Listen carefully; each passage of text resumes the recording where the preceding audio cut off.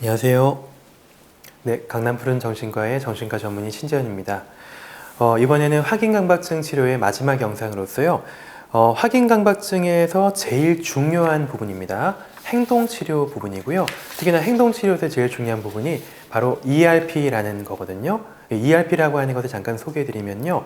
ERP는 노출 및 반응 방지의 약자입니다. 노출은 어디 노출이 되냐면요. 우리의 생각과 행동, 즉 강박적인 생각과 행동이 있다면 강박적인 생각에 노출되는 것을 말하는 겁니다. 즉 머릿속에서 떠오르는 순간들을 말하는 거죠. 내가 문단속하지 않으면 도둑이 될 거야. 내가 가스불을 확인하지 않으면 불이 날 거야. 내가 친구와의 대화 내용을 확인하지 않으면 낭패를 볼 거야. 라는 생각들이 순간 떠오르게 되고, 그리고 나서 불안이 막 올라오죠. 그 순간에 나는 그 생각과 느낌들에 노출이 된 겁니다. 그러면은 반응 방지라고 하는 건 어떤 거냐면요. 아마 예상하셨다시피 노출되었을 때 그것들에 대해서 제거하는 행동들을 하지 않는 겁니다. 이를테면 찝찝하고 불편하니까 이것을 없애기 위한 행동으로서 문단속을 자주 하거나, 아니면은 가스불을 계속해서 쳐다보면서 확인을 하거나, 아니면 친구와의 대화 내용을 계속 곱씹는 것을 말하겠죠. 지금까지는 이 생각과 행동들이 달라붙어 있었습니다. 아마 생각하면 대부분 행동이 자동적으로 이어졌을 텐데요. 그럼 우리가 해야 될 연습은요, 이 생각과 행동들을 조금씩 떼어내는 연습들을 하는 겁니다. 생각은 들지만 조금 늦게 반응해 보거나, 아니면 생각은 들지만 좀 천천히 반응하고 덜 반응하고 반응하지 않고 하는 식으로 이 생각과 행동을 조금씩 떼어내는 쪽으로 연습을 해나가는 작업을 바로 ERP라고 합니다. 좀 상당히 무식한 방법이라고 많은 분들이 생각을 할 수가 있는데요. ERP라는 것이 사실은 인지행동치료 전체를 통틀어서 강박증 치료하는 데 있어서 가장 중요하고 효과적입니다. 많은 연구를 통해서 입증이 되었고요. 또 이 ERP라는 부분만 따로 떼어서 강박증 치료의 가장 중요한 지침으로서 삼기도 합니다. 실제로 임상진료를 하다 보면 강박증 치료에서 이 ERP를 초기부터 잘 해나갈 수 있는 분들은 치료가 아주 빠르고 효율적으로 이루어지게 됩니다. 그래서 초기 ERP를 어떻게 잘 도입을 하고 또 본인이 연습을 하고 여기에 익숙해지는지가 강박증 치료에 있어서 제일 중요한 그런 관건이라고 볼 수가 있을 것 같습니다. 이 ERP라는 것은 결국 우리의 뇌를 훈련시키는 방법입니다. 강박 행동은 하면 할수록 악화가 됩니다. 뇌는 그런데 학습하는 기관이기 때문에 계속해서 불편하고 찝찝하면 확인한 것을 계속 반복하다 보면요, 우리 뇌에서는 찝찝하면 무조건 확인해야 된다라는 것이 굉장히 강하게 굳어지게 됩니다. 그럼 시간이 지나면 지날수록 점점 더 아주 손톱만큼 찝찝한 것들도 나는 절대로 그냥 허용할 수가 없는, 무조건 확인을 해야 되는 그런 취약한 사람이 되게 되는 거죠. 예를 들면 문단속을 처음 할 때는, 강박이 처음 시작될 때는 그냥 한두 번 조금 이렇게 돌려보고 잠깐 쳐다보는 걸로 끝났었다면 점점 횟수가 늘어나게 되고 쳐다보는 시간이 늘어나게 되는 거죠. 5번, 10번, 혹은 내가 마음에 들 때까지, 뭔가 안심이 될 때까지 계속 열었다 닫았다 열었다 닫았다 반복하거나, 아니면 그 입구에 있는 키패드를 계속 눌러가지고 열었다가 닫았다가 열었다 닫아 잠궜다가 계속 이걸 좀 반복하시는 분들이 계시는데요. 점점 시간 지나면서 강박 증상들은 악화되게 되는 그런 특징을 가집니다. 그리고 너무너무 많은 시간을 들여도 나중에는 아무리 확인을 해도 계속해서 찝찝하고 불편함을 경험하게 되는 거죠. 반면에 확인을 하지 않으면 어떻게 될까요?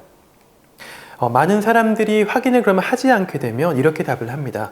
찝찝함이 오래 갈 것 같아요. 찝찝함이 너무 오래 가서 내가 괴로워질 것이고 아무것도 못할 거예요 라고 생각을 하는데요. 근데 막상 확인을 하지 않으면 불안은 조금 올라가다가 멈추게 됩니다. 대개는 조금 올라가다가 멈추게 되고 점점 시간 지나면서 떨어지게 되는데, 그 대부분의 사람들이 초반에 참았을 때 조금 올라가는 구간을 못 견디기 때문에 대개는 이 ERP를 하는 것이 힘들어지는 거죠. 또 하나, 또 혼자 힘으로 하기 굉장히 힘든 이유가, 내가 이것을 참아봤을 때 좋아지고 있다는 것을 스스로 결과값을 잘 인지하지 못하게 되고, 또 결과값에 대해서 정확한 해석을 잘 하지 못하게 되거든요. 왜냐하면 찝찝하면 자꾸 휘둘리게 되기 때문입니다. 그렇기 때문에 ERP를 연습하는 데 있어서 혼자 힘으로 하기보다는 좀 더 숙련된 치료자의 도움을 받는 것이 중요할 거라고 생각을 합니다.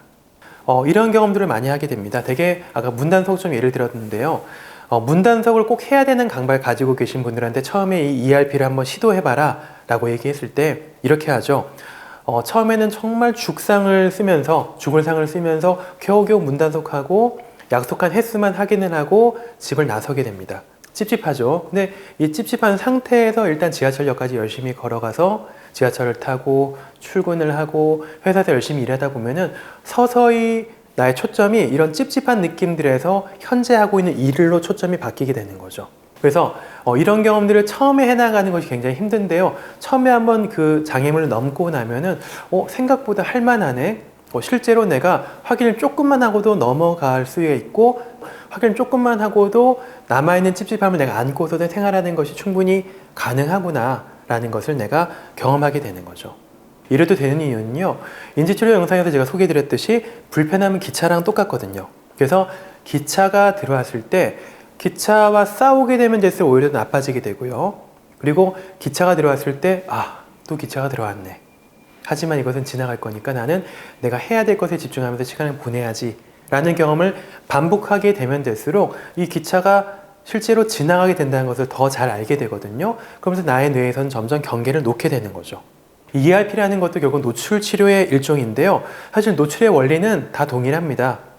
예상을 하잖아요. 되게 좀 불안한 예상을 하게 되면은 뭔가 내가 확인하지 않으면 안 좋은 일이 벌어질 것 같아.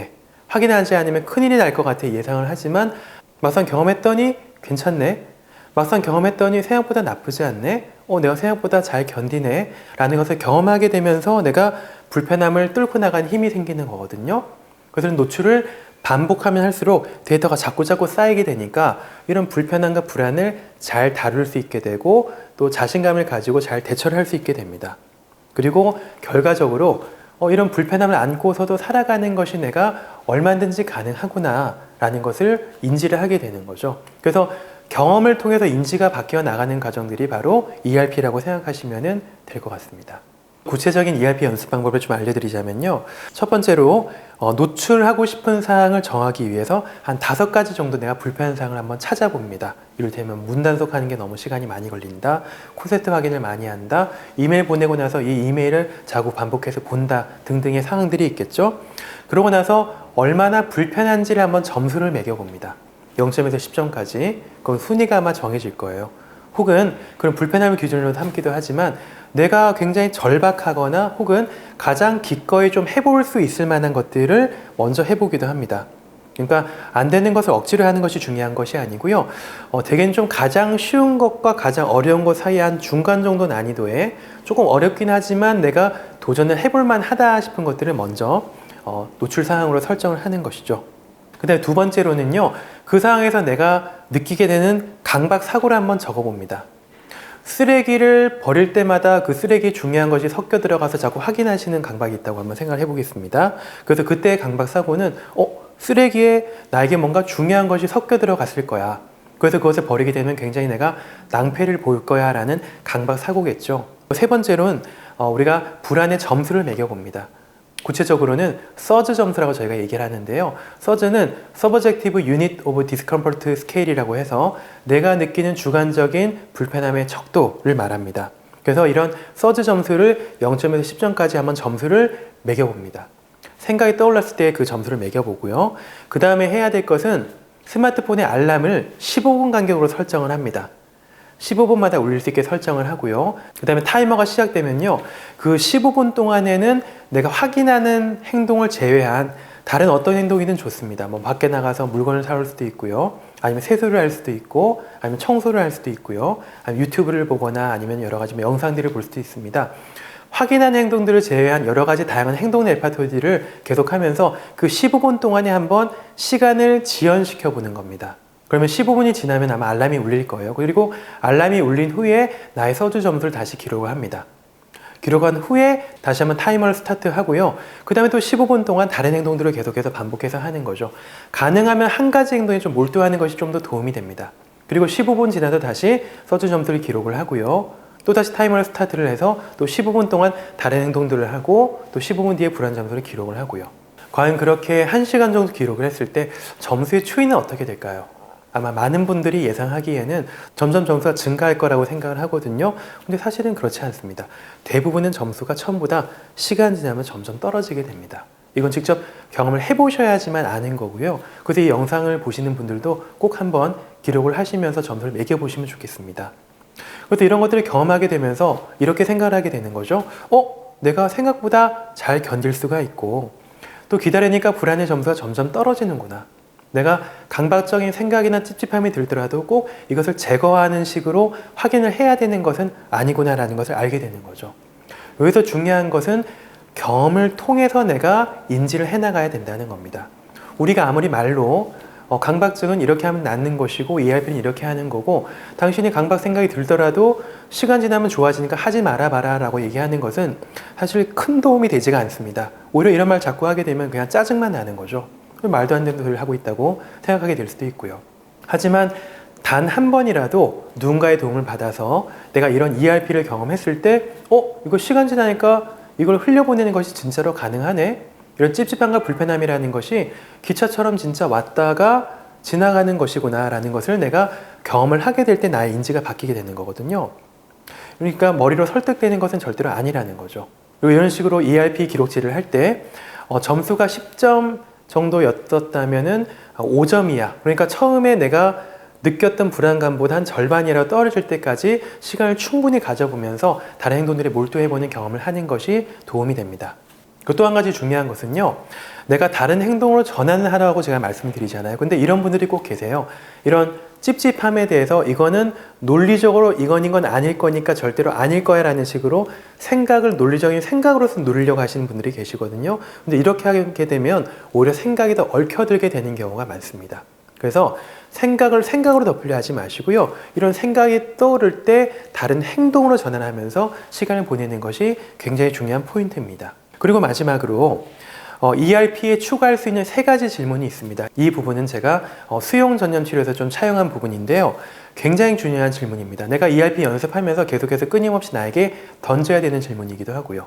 첫 번째는 과연 내가 이렇게 확인하는 행동을 하는 것의 단기적인 결과는 어떠한가? 즉, 내가 이것을 하게 됐을 때 과연 불편함이 좀 해소가 되고 안도감이 드는가? 라는 질문입니다. 대부분은 이런 질문에서 예라고 대답을 할 겁니다. 강박 행동을 하는 이유는 이런 불편함을 단기적으로 해소하기 위한 목적이기 때문이죠. 두 번째 질문입니다. 그렇다면 과연 내가 이것을 반복해서 길게 오랫동안 해나가는 것이 과연 장기적으로는 나에게 어떤 결과를 가져다 줄까? 장기적인 결과로서 좀 도움이 될까? 과연 이 행동을 반복하는 것이 정말 나의 문제를 해결해 줄 수가 있을까? 어떨 것 같으세요? 내가 지금 하고 있는 확인 행동이 진짜로 나에게 도움이 될까요? 길게 봤을 때? 대부분은 아니라고 대답을 할 겁니다. 단기적인 불편함을 해소하기 위해서 나는 계속해서 강박적인 확인 행동을 하는데요. 근데 이것이 반복되면 될수록 점점 줄게 되기는커녕 점점 시간과 에너지를 더 많이 투여해야 되는 강력한 그런 강박 행동으로서 변하게 되고 있죠. 그리고 마지막 3번째 질문입니다. 과연 이런 강박적인 확인 행동을 하는 것이 내가 되고 싶은 나 혹은 내가 살고 싶은 삶으로 가까이 가는데 과연 도움이 될까? 라는 질문 또한 나에게 자주자주 던져야 되는 질문입니다. 인지치료 파트에서 제가 말씀을 드렸던 것처럼 내가 진짜 되고 싶은 삶이 있을 것이고 내가 되고 싶은 나가 있을 것이고 또 내가 살고 싶은 삶의 형태가 있을 거란 말이죠. 이제 그런 것들을 좀 더 생생히 그려보았을 때 내가 현재 하는 확인 행동들은 과연 그런 행동들을 통해서 내가 그런 삶으로 가까이 가는 것이 가능할까? 라는 질문을 한번 던져보자는 것이죠. 강박증 치료에 있어서 우리가 목표를 달성해 나가는 과정에 있어서 굉장히 중요한 것은 방향입니다. 내가 이 치료를 열심히 이런 인고의 시간을 들여서 열심히 치료를 하는 과연 목적이 무엇인가? 네, 잘 살기 위함이죠. 좀 더 내가 살고 싶은 삶을 살고 내가 되고 싶은 나아가 되기 위한 열심히 노력을 해나가는 과정입니다. 그러니까 이런 것들을 자꾸 질문을 던져보시면은 이것을 치료를 해나가는 데 있어서 굉장히 많은 도움이 될 것입니다. 지금까지 확인하는 강박증에 대해서 과연 어떻게 치료를 해야 되고 그리고 그 치료의 구성 요소는 무엇이며 실생활에서 내가 어떤 식으로 좀 열심히 해나가야지만 이 치료를 길게 이어나갈 수 있을 것인가 또 효과를 얻을 수 있을까에 대해서 말씀드리는 시간을 가져보았습니다. 이 3가지 영상을 그냥 한 번 보고 끝내는 것이 아니고요. 계속 반복해서 연습을 하시면서 좀 더 이 강박으로부터 자유로워지는 삶을 살게 되시기를 진심으로 기원합니다. 도움이 되셨다면 구독과 좋아요 부탁드리겠습니다. 감사합니다.